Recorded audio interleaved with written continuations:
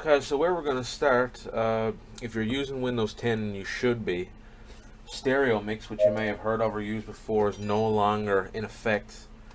So an easier way to be able to record audio is to just use an auxiliary cable, one in your headphone jack and one in your microphone jack. This will allow you to record essentially the same as stereo mix. You don't want to just use the microphone because you'll get really bad quality.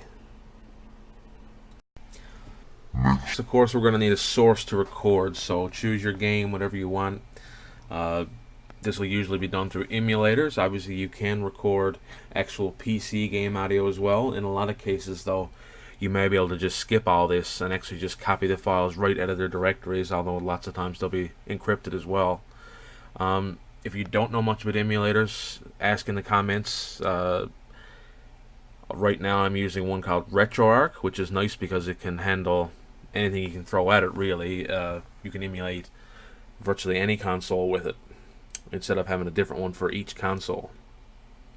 For Sega, I recommend also Fusion Emulator, which can also cut a couple of steps out of this, because then it has a built-in wave logger function. So you can just record directly with the emulator itself, and then just cut it up with Audacity and use whichever snippets you want. Okay, so with Audacity open now, you're going to select your recording source. So right now on mine it says desktop microphone. Again, I'm on Windows 10, so I cannot select stereo mix anyways. If you're on Windows 7 or 8, and this is where you will select stereo mix. If you're on Windows 10, on this list you will select your microphone, whatever your port may be called. 9 times out of 10 it will just be Realtek high definition audio, something like that. So just select that. If you like, you can change the project rate, the audio quality, but what it is by default should definitely suit you.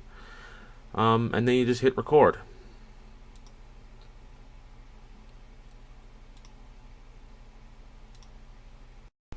And ready to start doing our recording. So you just load up your game. In my case, file history. I'm going to try Bonanza Brothers. This is the one I recently did myself for my own purposes. So you're recording the audio now. Nice thing about a lot of the retro games, of course, is they have built-in sound tests. So with some games you may have to be a little creative to get sound recorder where you don't hear background music with it or something like that. But a lot of these older games, they will have sound test built in, so you just go in here and pick whichever one you want, free from any background distractions.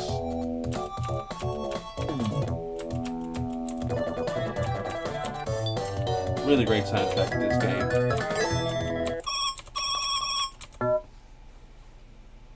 Once it's done, you just go back to Audacity and hit stop. Back in Audacity, you just select the portion of the file you want.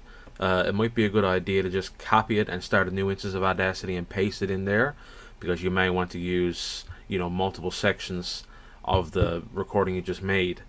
So once you've separated it and have just the snippet of audio you want, just hit File and Export Audio. Go through the process there, and then you have your file ready to go.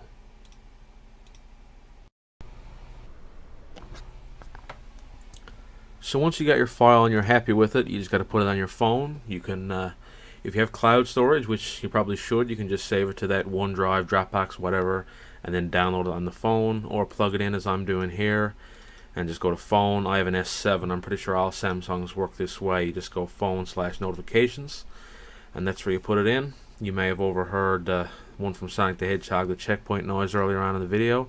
That's where all these came from. I've done a bunch. I've done Sonic, Mortal Kombat 2, Dark Souls. Obviously that wasn't retro, but anyways. So once it's in there, it's just open up whichever app you want to apply it to on your phone. You go to the Android settings and you can set a default notification to use globally, or most apps have their own individual setting as well, such as email or Facebook Messenger, stuff like that. You can set one for each one. That's how I like to do it, because then I know exactly what the notification is just by hearing it. So that's it, I guess. If you have any questions, feel free to ask below, and thanks for watching.